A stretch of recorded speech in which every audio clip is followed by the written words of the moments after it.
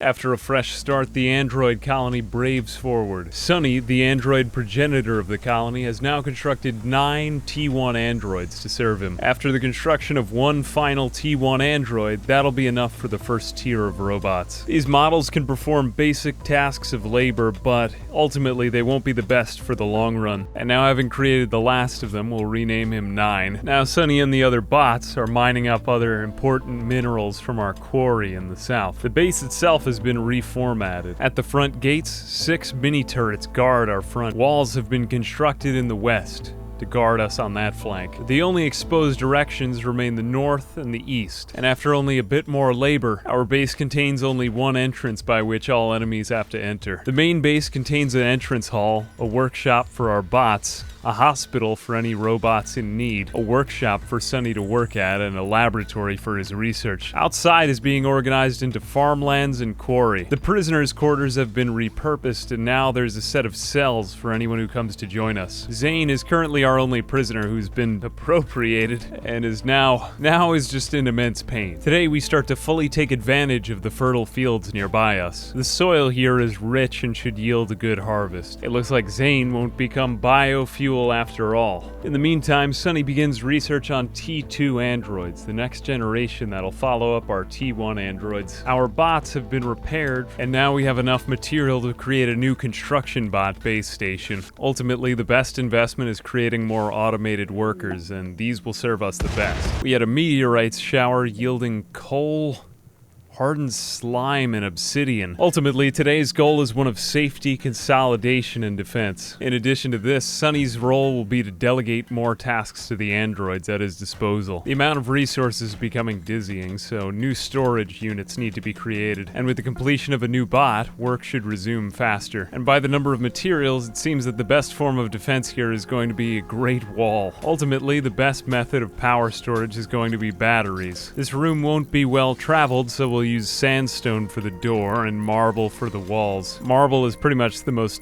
abundant material down here. Kind of ironic because these robots don't really need it at all. For the most part, they don't care about beauty. And our power grid, though very spread out, still currently only 2 watts are in excess of what we need. And it probably wouldn't kill us to create one more windmill. For some reason, our androids call staring at a stone wall a decent dining room. Survival, however, will depend upon defense. So that's why I'm walling in the main part of our base back here. And we've been fortunate enough to strike a large vein of steel here in the mountain. This will be enough to cover the floors in concrete, but ultimately we'll need cloth if we want to build sandbags to prevent enemies from stopping on the inside. Conveniently, an animal herder arrives at our door with cloth to trade. This allows us to complete the sandbags and another portion of wall. So for right now, before we have much other research, the best option is just going to be an ass load of turrets. And so gathering steel from every corner of the map, there should be just enough to suffice. Zane has an infection in his left middle toe. We don't have medicine. If your toe causes you to get an infection, cut it off. We've also just kind of neglected him due to temperature. I think at this point it might just be cruelty to keep him around. Yeah, we'll see if he survives the winter. Oh god.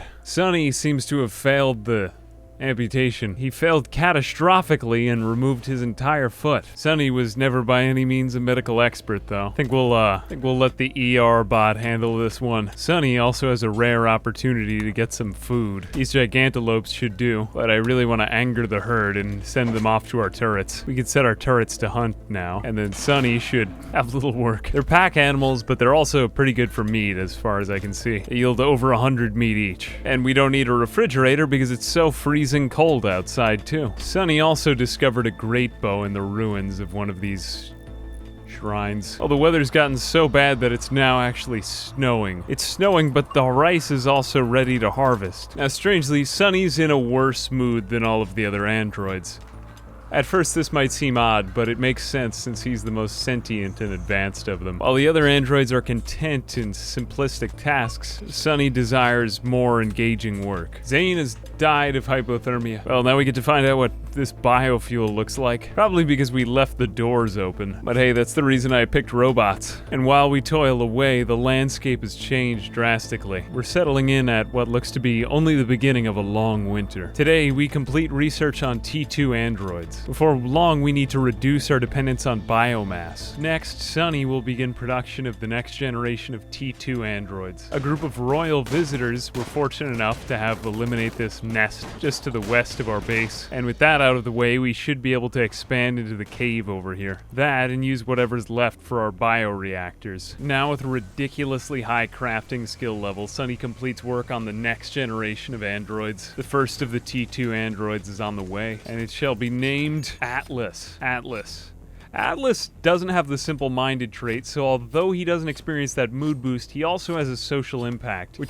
pretty much means that he's not going to be happy all the time, but this one will be like Sunny as well. And now Sunny is ripping through component manufacturing, and now a raid from the bladed hive. It's a lot of them this time. They're led by 2 royal megaspiders, some megapedes, ignoring this otter, and some gigalocusts in the front. Now, Sunny might be able to finish off one more of these turrets in time, but they are arriving in fast. It looks like we'll shower the first one with bullets. 58 health. Even after one full volley, there's still a lot to be done here. The construction's finishing off the last turret, and they've already got to our weaker ones. All right, the first wave is complete. Fortunately, okay, some of them are breaking in the wall. I don't know, but they might just blow. Here we go. As long as these turrets don't run out of health. I mean, our colonists are useless when it comes to defense. We still haven't even armed them yet. I guess Sunny's... You know what? Sunny could really take it out, but he needs to focus on fabricating resources. We'll just have to stand and wait. Sunny can kite the last couple. This one's going to be a nail biter. It looks like we have enough ammo to keep it going, though, as long as he just kites. So maybe we can take him back for a bit. Draw him back to some of these. That's fine. All right, Sunny, just keep kiting them. And it looks like we've got off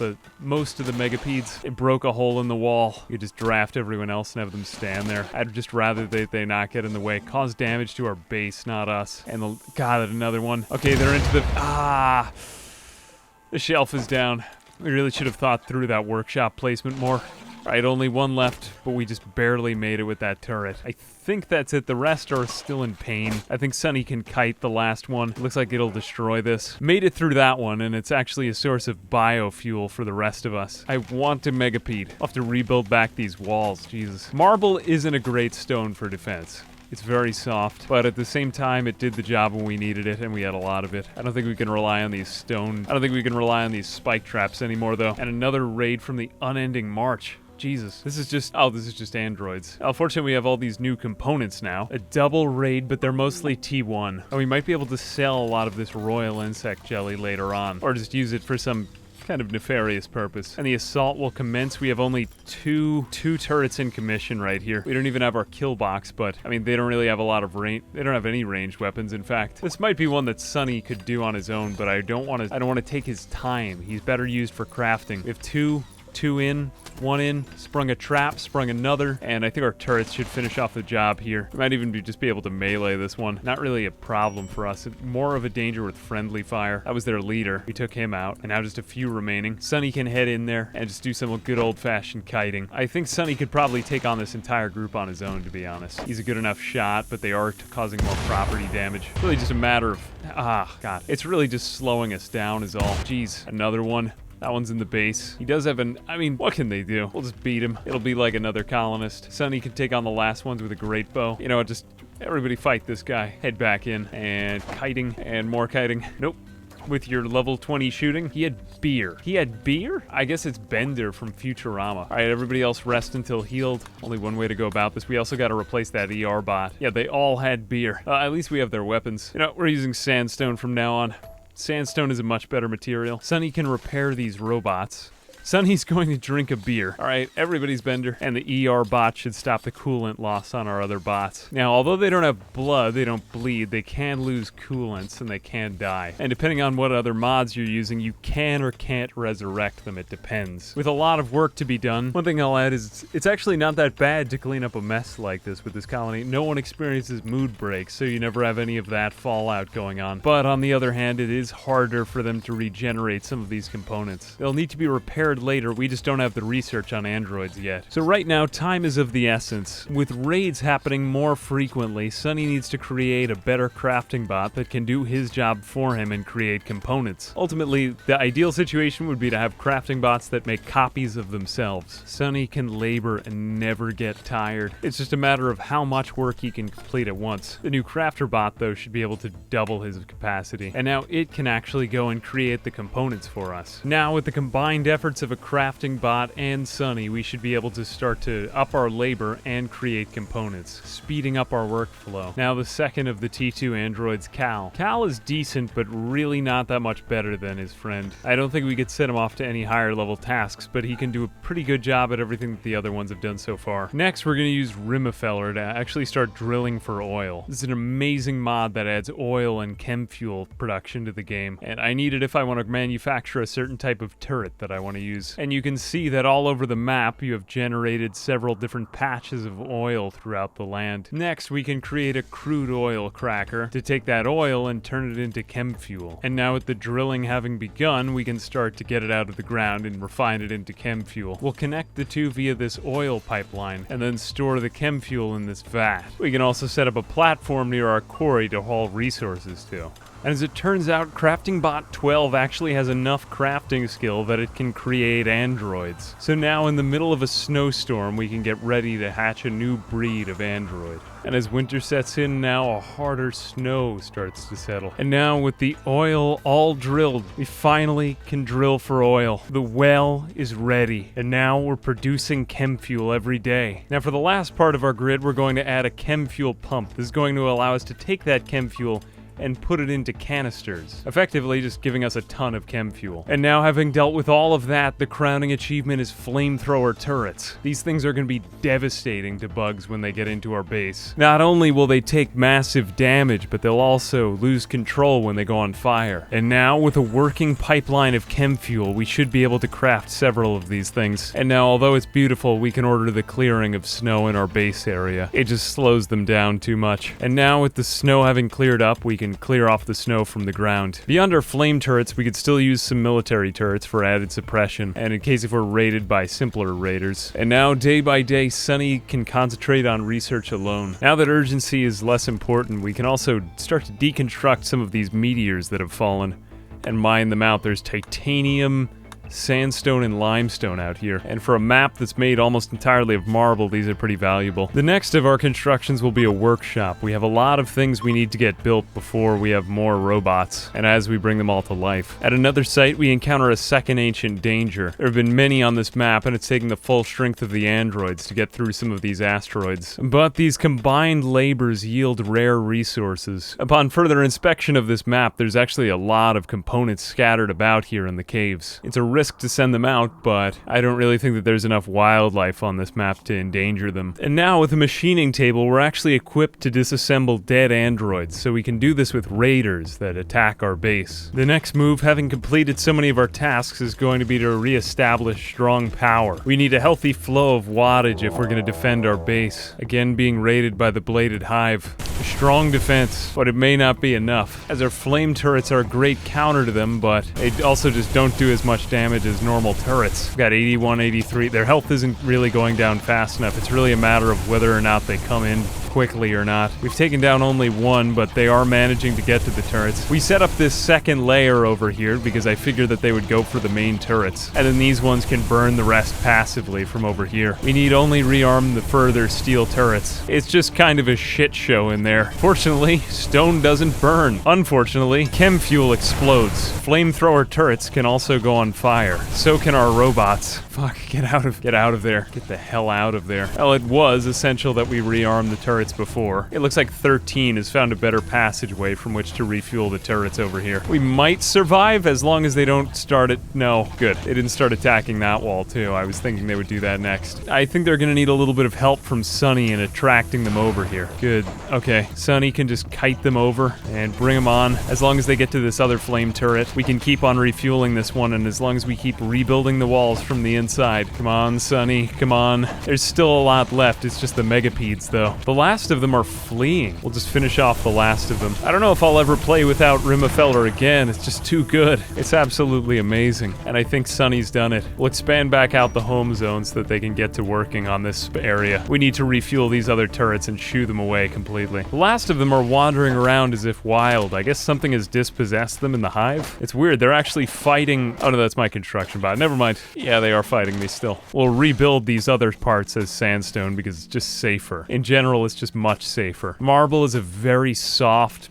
building material, and it's not good for defense. Somehow, I don't think that our spike traps are really affecting anything at all anymore either. What's amazing is that this chem fuel power plant actually outputs 4,000 watts of energy. To put that into perspective, that's the equivalent of either 4 vanometric power cells or 4 fully fueled wood-fired generators. And our bots should finish off the last of this wall. And it looks like 12, who was burned, is actually recovering pretty well in one of these android repair beds. Now, previously, it was a comfort to have a second line of defense, so I think we'll set up another autocannon here. We finally have enough research to create one of these things, and I don't know if flames are going to be good against every single enemy that we encounter. It requires a lot of plasteel, but we've just had a lot of time in the quarry to get that. Now, armed with an autocannon, the power of chem fuel, and the help of more crafter bots on the way. Welcome to winter. This year, our dinner comes to us. No longer need we fear nature around us. The happy time is upon us. My androids are such chads that they will eat nutrient-paced meals of the insects that just attacked their base. And now, having completed our work on a heavy SMG, Sunny will actually have a decent weapon to fight with. It's excellent quality, too. Far better than his normal great bow, which we can pretty much just cast aside. You could take that, 12. Sorry, 12. We've replaced the foundations of our kill box with concrete and sandstone, and now we might be actually ready to defend ourselves instead of just have it be a nail biter every time. There's still several more technologies to research and the remainder of the T2 androids to complete, but I think one more Gatling turret and maybe one more raid would be all it would take to give me the confidence that we could actually survive this. Sunny will receive a multi-analyzer to speed the research, and I admit here we could still use more oil before we get to our next line of power. Though getting out another one of these things, we should increase our power production, because currently we're sitting at the edge of an oil well. Another raid from the bladed hive every time they get larger. We'd hardly even finished off our defenses, but I think with our 2 new double auto cannons we should be okay. We'll just have to bring everyone back inside. We'll rename you 1-6. And with that, let the assault begin. Now this time our Gatling turrets, our autocannons should have decent range for most of the time. Are these doing that much? Not really as much damage as I expected. I mean, they're good, but maybe it's just that they're not as much of a spectacle as the flame turrets. The flame turrets are really creating mass chaos at the gate. And while we tap for oil, at least we've got all of this base defense automated. I mean, that's one thing I hadn't even thought of. We have to get them down only to about 50% health and then they're down. It seems like that the Gatling turrets are 12. You might want to get out of there. I would not recommend that spot. You know, just stand there. That's the minimum. 12, you head back now. 15, you head back too. Good, just focus on refueling. You might not want to stand in front of the turret. Repairing the wooden door at this time might not be the best decision. And it's time for Sunny to spring into action. It looks like one got through. It's interfering with the oil tapping. It got 3 a bit. Just cracked. It's too close to the auto cannons. Sunny can just take that down. And this is actually quite terrifying. It is setting our oil rigs on fire.